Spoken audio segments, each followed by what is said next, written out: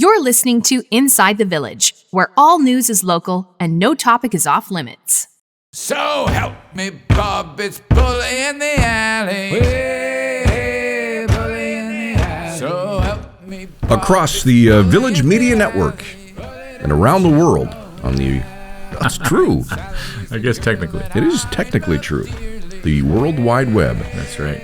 This is Inside the Village for the week of March 21st, 2024. With my good friend Michael Friscolanti, editor-in-chief here at Village Media, our other good friend Derek Turner, executive producer of the show. Good to be back. Spring has sprung, as they say, a couple of days ago, but this weather is unbelievable. Yeah, well, it looked like spring before spring came, and then the winter came after spring came. So, full disclosure, I had my snow tires removed. I heard that. Someone made a joke about that. Yeah. Yes, several So right people. before the snow came? Well, you know, the forecast was fantastic. It was 10, 12 degrees. The long range looked pretty good. Got the email from the dealership, and I thought, you know what, let's do it. Oh, I thought you took them off yourself. No. Your dealership. No, I am not about to endanger anyone's life by doing that. Anyway, got it done, and then 2 days later, it looks like it's, Are you slipping January. and sliding out there? Or? Surprisingly, and touch fake wood, everything seems fine. Good to know. Yeah. How you doing? Everything good? Great. Yeah, I guess now that you mentioned those people around the world, it'd be great if we got an email from someone in Asia or something who listens to our show. It would be. But I think it. Just get an email from anyone. At last count, 81 countries worldwide. Yeah. Are you checking this? Of course I check this stuff. Somebody has to check it. Somebody. You think I just hang out in the sauna all day long? You want me to answer that? All right. Let's get to the business at hand. And the first word to Frisco, a brand new rebrand, Yes. effective today out of Oakville, Ontario, oakvillenews.org. Yeah, this is super excited. I'm a little bit tired, honestly. Just for some reason, I was up late last night. Other people were too, just kind of putting finishing touches on things. But Village Media acquired Oakville News, a long-standing site. It's been around for more than a decade, doing great local journalism in Oakville, the town of Oakville. We acquired the site in February with plans to revamp it, relaunch it the way to join our team of other sites around the province. And it's super exciting. The relaunch was today. It looks fantastic. A lot of great stories. Tyler Collins is our editor there. He's from the old site, so he's with us. We're very lucky to have him. Ben Brown as well, a very talented young reporter there. So we've hit the ground running, as they say. It is Village Media's 23rd owned and operated news site in Ontario. And I've only been here a couple of years, and I think it has to be the 8th or 9th new one since I've been here. Just since you've been here. Just since I've been here. So the great thing, too, is it fills out Halton region for us. So that's Oakville, Burlington, Halton Hills today, and Milton today, which is launching in April, which is coming on April 9th. So we really have Halton nailed down. Next door, we have Flamborough. Just down the road, we have Cambridge and Guelph. We're really expanding and really bringing our quality local journalism to these communities. So super exciting. All right. Welcome to the team, oakvillenews.org. Great to have you as part of the Village family. All right. To the Trillium and some awards or potential for awards. Yeah. Speaking of new sites that we've launched since I've been here. Exactly. Again, yes. I don't ever take any credit for the Trillium. The Trillium is amazing on its own. Does not need me. But the Trillium is our team at Queen's Park. Everybody knows the story. We've told it on this podcast, how they came together, former staff at QP Briefing that all joined Village Media a little more than a year ago. Just doing amazing journalism, not just great daily journalism at Queen's Park and the Ontario Legislature, but also deep dive reporting, investigative pieces. You think of the Greenbelt, for example. Our team has led the coverage on that. And just an amazing announcement last week. We were nominated, our team there, specifically Charlie Pinkerton, Jack Howen, and Jessica Smith-Cross, the editor-in-chief there, nominated for a National Newspaper Award, which is like, as good as it gets in our business. They're nominated in the politics category for stories that expose the influence of land developers in Ontario politics. I don't have the list of stories in front of me. There's a collection of a few stories. But, Scott, just to give you a sense of sort of what this means, they're up against the other two nominees in the category are Robert Fife and Stephen Chase of the Globe and Mail, who are like the best in the business, and Althea Raj at the Toronto Star, who is, again, among the best in the business. So to see our team there nominated in the same category as these other great Canadian journalists, as I said to the team the other day, it's just a huge testament to the work we do. And obviously, I'm biased. I think that their stuff is just a little bit above that, but super exciting, and I'm just really proud of them. And it's interesting. I made a joke to Jessica. We were in a meeting talking about another story we're working on, something we were trying to get out that day. And I made a joke. Well, I don't know. I said, I don't know if this is going to be National Newspaper Award worthy. And she quickly corrected me. She's right. She said, well, it's not everything we do is about the National Newspaper Awards, about just getting the news out of the day. And I know that already, but it's nice to be reminded of that. But at the same time, it is really special to be put in that category. Absolutely. Congratulations to the crew at the Trillium. And finally, as we continue with the first word to Frisco, a wonderful example of local journalism at its finest out of Barrie and Kevin Lamb. Yeah, and we see examples all the time of great local journalism. And I don't say it enough. It's great local journalism that just would not exist if we weren't there. I mean, in a lot of the communities we serve, we are the news there. We are telling the stories of the community. Kevin Lamb in Barrie for Barrie Today did a wonderful piece, a beautiful piece that really is a prime example of that journalism. He wrote earlier in the year about a gentleman who lived, a homeless gentleman who lived in sort of a shed village, so to speak, on Victoria Street in Barrie. And he profiled him. He was 75 years old, talking about how he ended up on the streets, how he ended up living in this rough scenario. And it was really just humanizing this person, right? I mean, we so often drive by or walk by these encampments, for example, and we don't know anything about the people that are there. And Kevin did a beautiful story with photos about this person. They called him the mayor. Well, he passed away a few months later, or a few weeks later, and Kevin covered a little ceremony. They had a memorial they had for him. About 40 or 50 people showed up. One person actually had a framed photo of the mayor that Kevin had taken that was from the previous Barrie Today story. It was just a beautiful piece about something that impacted people in that community that day. And it was just a window into the world of what was happening in Barrie, and I just thought it was a beautiful piece, and I just wanted to talk about it. All right. Well done, Kevin Lamb. Okay, today on the show, and you and I talked about this a couple of weeks in this very room. Patrick Kane, our data analyst here at Village Media, had done a piece on human composting. So you and I decided we were going to dig a little deeper into this and do a show on it. Yeah, I just think it's a huge talker. A lot of people react to it. I can't keep going with that line. That was a great line. You caught me off guard with that one. Once in a while. No, it was good. Look, even a blind squirrel gets a nut from time to time. It was great. But it's a fascinating discussion about what we do with ourselves after we're gone. And, things are changing. Some environmental concerns, cost concerns. And so we have a really special guest coming on today that I'm excited to chat with. Right. And her name is Morgan Yarbrough. She's the services manager from Recompose based out of Seattle, Washington, where it is legal. Of course, in Canada, it's not legal. Yes. And I think in Ontario, it's not. I think it might be. Or no. Well, this is what we're going to find out. I know it's not legal in Ontario, but I believe in Seattle, some people from the West Coast, Vancouver, BC, will bring their family down there. It's going to be a fascinating discussion, and we will kick it off with Morgan Yarbrough next when Inside the Village returns right after this.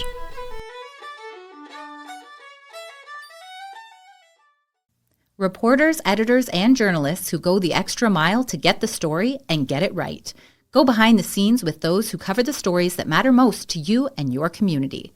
Look for it in the Village Features section of your favorite Village Media website across Ontario. When you need a mortgage, the right choice can really save you money and stress. With True North Mortgage, you'll get your best rate, better options, and timely advice to help you save thousands. Bring home your best mortgage today with experts you can trust.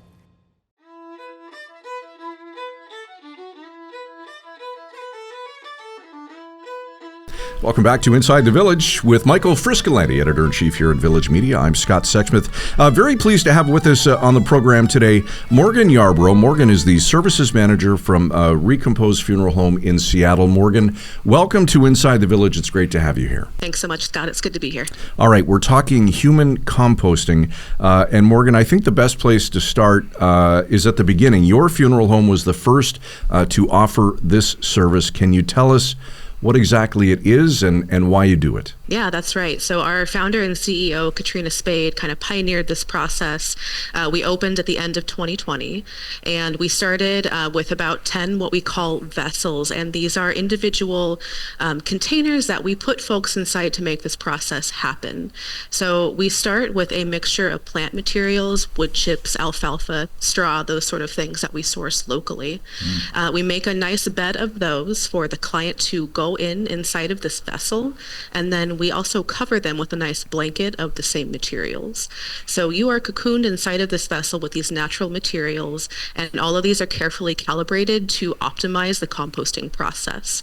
So what does the work is these microbes that are in our bodies. Nature knows what it's doing, right? When we die, their job is to start the process of breaking us down. So we just encourage that process. It's informed by nature, and unlike cremation, it's not a quick process. It takes anywhere from 8 to 12 weeks, depending on the individual. But our staff tends to that person inside of that individual vessel every single day for those 8 to 12 weeks. We're tending, making sure that that optimization continues, helping that person transform into ultimately what is a very nutrient-rich soil amendment. Interesting. So what sort of drove her to do this? What was it about it? Yeah, so she, the story goes that she was in her backyard, and, she's in the city and watching her young son just kind of play in their backyard, thinking about what kind of person he's going to be when he grows up. And then, of course, she's like, wow, when he's 30 years old, how old am I going to be? And then has that, like, yikes, I'm mortal moment. And kind of, thinking about that, what would she want for herself when she dies? And she loves being in the city, but none of the options that conventional funeral homes offer resonated with her. Cremation didn't sound right. She doesn't want to be embalmed, and there are no natural burial cemeteries within the vicinity where she lives. So she started to think of what else could be possible, and then she got into a conversation with a friend who informed her of something called livestock mortality composting. And this is a process that farmers have been using for decades. They, on their land, they will do basically a similar process as a way to effectively kind of compost their livestock. So Katrina thought that was pretty beautiful, but of course wanted to find a way to do that for humans that could be respectful, beautiful, intentional. And that kind of got this journey started for her. So what happens at the end of those 12 weeks? At the end of those 12 weeks, we have about a cubic yard of soil. So it's quite a large amount, and that is because of the amount of the plant materials that we have to use in order to make the composting process work. So the person is still a part of that compost, of course, but they're, percentage-wise, a pretty minimal part of it, but the body completely breaks down. And so it's not, you can't tell the difference between the compost that we produce and what you might get from a garden store. And then families can take that home with them if they want. They can plant with it. Or if they don't want to take home that full amount, it's about enough to fill up the bed of a pickup truck. We do have conservation partners that they can donate that soil to for restoration. Wow. Morgan, let's build on that if we can for a second, Yeah, and the course. Environmental benefits of human composting compared to traditional burial or cremation. Could you speak to that? I can, yeah. So one of the intentions behind what we do is to reduce the carbon footprint, reduce carbon emissions. And actually, composting in general, not just what we do, it will sequester carbon. Healthy soil sequesters carbon. So that is one of our goals. So instead of some of the, the emissions that come from cremation, the large amount of resources involved in conventional burial, the wood, the metal, the concrete, our process does actually sequester carbon, and the result is something that can be used to nourish the earth, to help restore lands, and you don't have that same benefit with cremation or with burial. Do most people take the compost home and say put it in their garden where their dad used to plant tomatoes, kind of thing? Yeah, so almost everybody takes at least some of the compost home. We find about 60% maybe less, depending on, of course, the month, of our clients want to take all of it home and use it, which is more than we thought. But we've expanded our conservation partner options, and we find that more people are wanting to start to donate there. And is it the cost beneficial as well? Is it way cheaper to do this than a traditional funeral? I would say that we're pretty competitive. We're right in between cremation and burial. So we are the base cost for the human composting is $7,000, and that is less than conventional burial by a lot. I see. And in terms of, sorry, Scott, in terms of getting approval, because this is the big issue here in Ontario, right, is getting approval. Yeah. So how hard was it for you guys to get this kind of approval? Did it take years? Yeah, it definitely took a few years, just kind of introducing the idea. Even now it can sound pretty wild and pretty different to people. So really the educational factor, talking to different representatives, scientists, engineers, people who could come in and testify to the initial, the very, very beginning testing that Katrina did with a lot of different methods. This process took, years for her to really kind of figure out with different supporting people. And we use those pilot tests to support the cause. Essentially, we can say, look at this data, it's safe, it's effective, and now client testimonials really help legislation in other states too.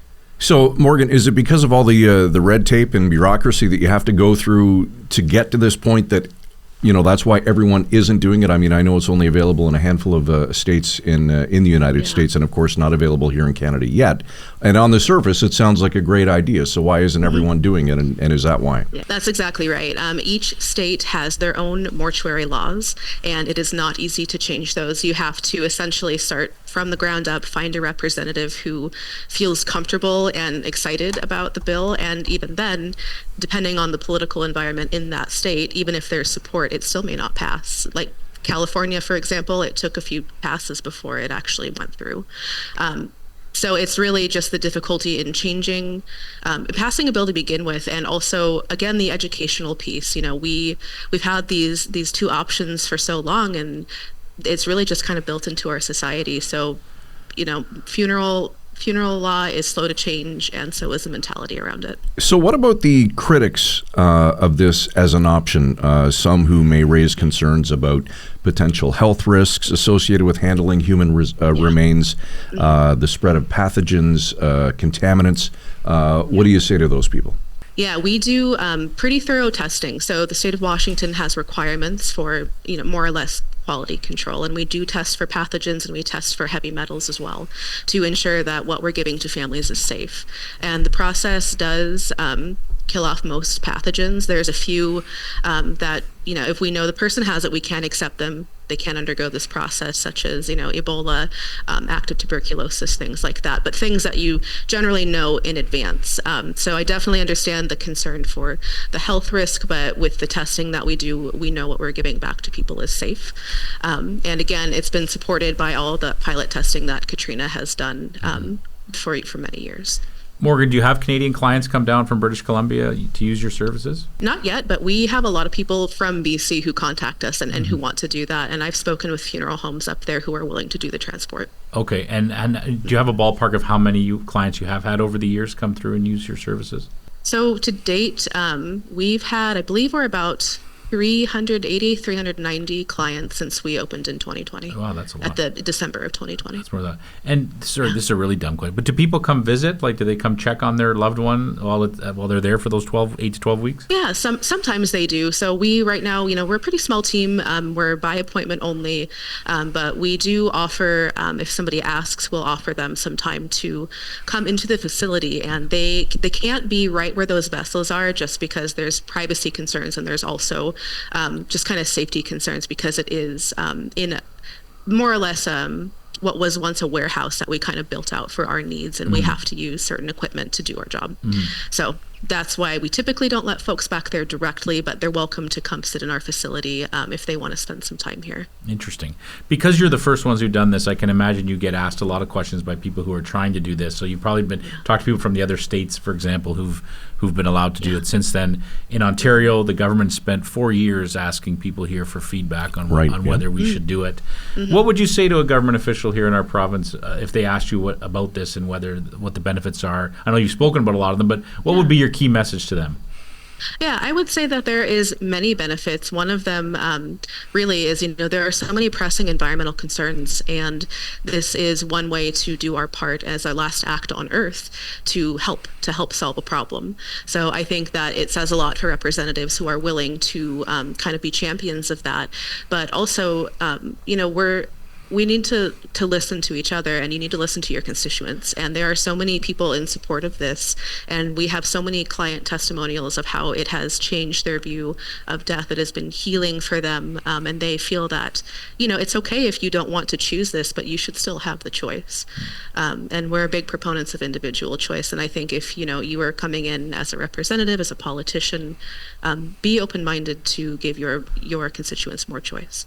I think it's a wonderful option, and we've all had these discussions, right, with families and friends. How do you want to go? Do you want to be buried? Do you want to be cremated? Some will say, well, I have a fear. I don't want to be in the ground. Bugs crawling on me, and I don't want to be cremated. So it's a great option. I'm wondering, Morgan, when a new client comes in who may not be aware of this service that you offer, what's their reaction? Yeah, when we talk to people who may just be kind of curious, trying to figure out what it is, or when we go out into the public to do presentations about what we do, occasionally I encounter people who they hear the term composting, and it kind of has that, that uncomfortable, maybe ick factor at first. And talking about death in general can be hard too.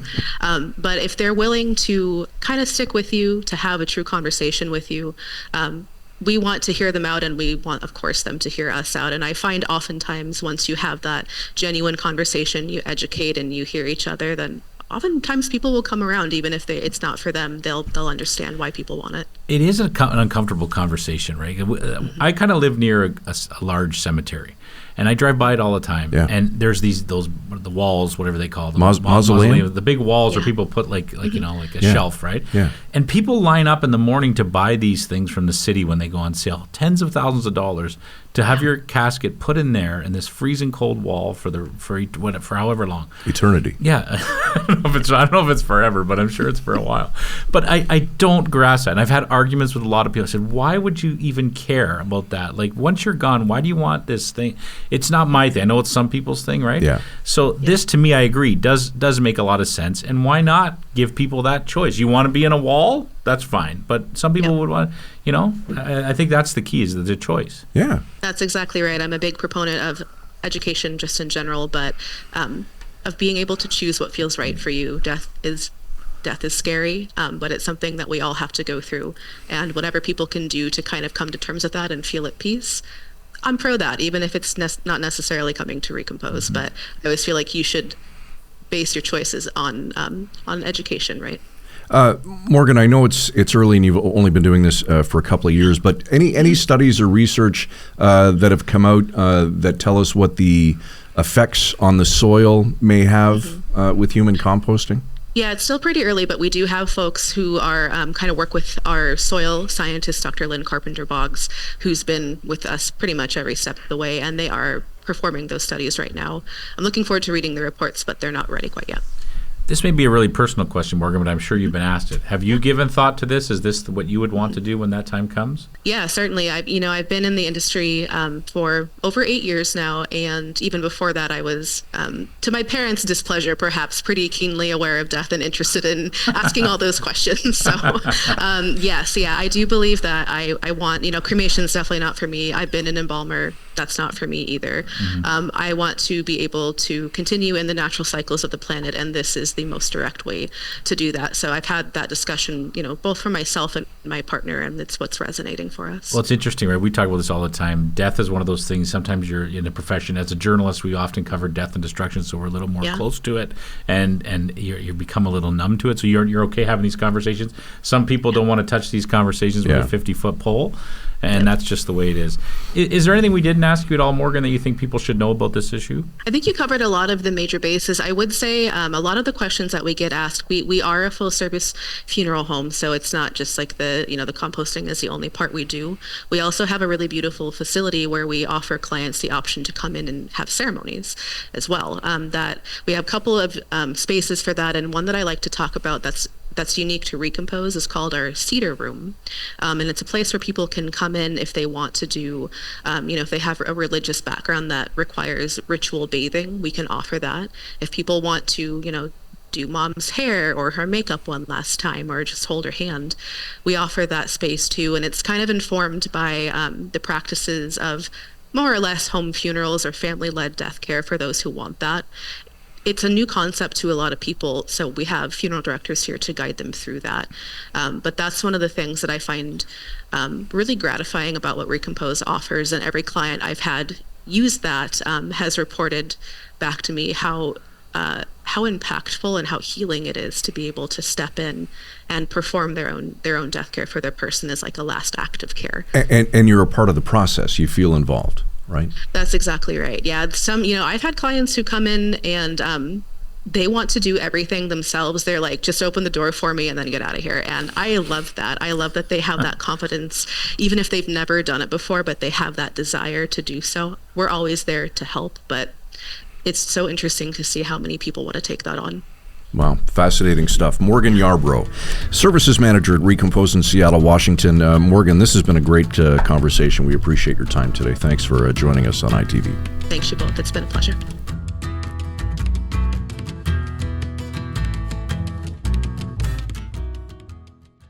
When you need a mortgage, the right choice can really save you money and stress. With True North Mortgage, you'll get your best rate, better options, and timely advice to help you save thousands.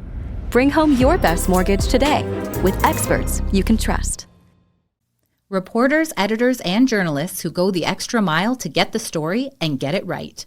Go behind the scenes with those who cover the stories that matter most to you and your community. Look for it in the Village Features section of your favorite Village Media website across Ontario.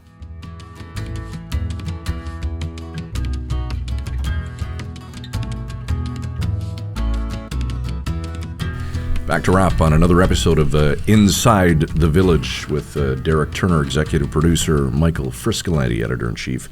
I'm Scott Sexsmith. Death care, interesting line, but it's amazing to me how a wonderful story from Patrick Kane, all of a sudden, here we are on ITV talking about this with somebody in Seattle, Washington. Yeah, it's crazy. It's just amazing how this has blossomed and flourished. It's crazy. We had a lot of conversations about Patrick's story. Again, it was about just how the province has been looking at 4 years looking into this issue for 4 years, whether they should allow it. Yeah. And he brought up he outlined the debate, what the pros and cons were, why it's taking so long. And we just couldn't stop talking about that. We tried to get somebody on to chat about it, and I can't talk enough. Death is a fascinating topic. It just is. Well, like we said, right? How many times have you had that very same discussion where somebody says, "I don't want to be buried. I don't want bugs crawling on me, and I don't want to be cremated because my God, what if I'm really not dead and I'm surrounded by flames?" Hey, man, this is a great alternative. I guess you could still be alive in that thing too. Maybe. Well, you could be, but you're you'd not have 6 feet under. You're not surrounded by flames. You flames. could probably yell at that point. Hello. Yeah, just knock on the glass. I'm in all this. Whatever. What was it? Hay and stuff. Mulch and hay and what else? Alfalfa. Yeah. No, it was a super fascinating conversation. Morgan was hugely helpful, and I think people are really going to understand more about what this is and how it works. And who knows? Maybe she'll be up here in Ontario helping the next person open the funeral home. I love the fact that Recompose, their funeral home, allows clients to come in to care for the family member or loved one that has passed away. I think that's just amazing. It's weird. I couldn't imagine too many people doing that, but I guess they do, right? They would want to come in and take care of that stuff. I don't know. It's a bit... Again, it's amazing what people... But I'll tell you, I'm not lying about the graveyard. Boggles my mind, all this land just full of people that have been buried there for 100 years. Yeah, in a wall, no less. Yeah. And I think it's only like a 99-year lease. Eventually, they're going to dig you up. You don't stay there. You don't get to stay there forever.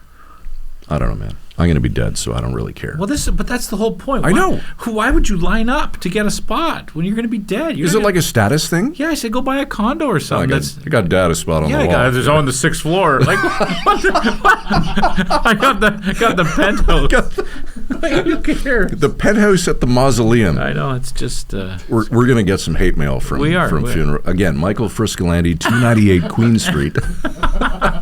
But I'm telling you, but that's the kind of conversations we like. Those are the kind of conversations we like to have on this show. That get you thinking, get you talking, get you maybe a little bit angry or whatever. But let me tell you, we're all going. Just the only question is which order. Death and taxes, right? So anybody who's doesn't like what we talked about today, it's coming for them too. Absolutely. All right. Let us know what you think. ITV@villagemedia.ca. We would love to hear from you. Catch all episodes of this program. We'd love you to do so at insidethevillage.ca, wherever you get your favorite podcast. And of course, across the Village Media Network, we should be back, the good Lord willing. Yeah, watch it before you die. Next week, right here on Inside the Village. Thanks for watching. You've been listening to Inside the Village. Frisco and Scott's Wardrobe, provided in part by Moores, Sault Ste. Marie.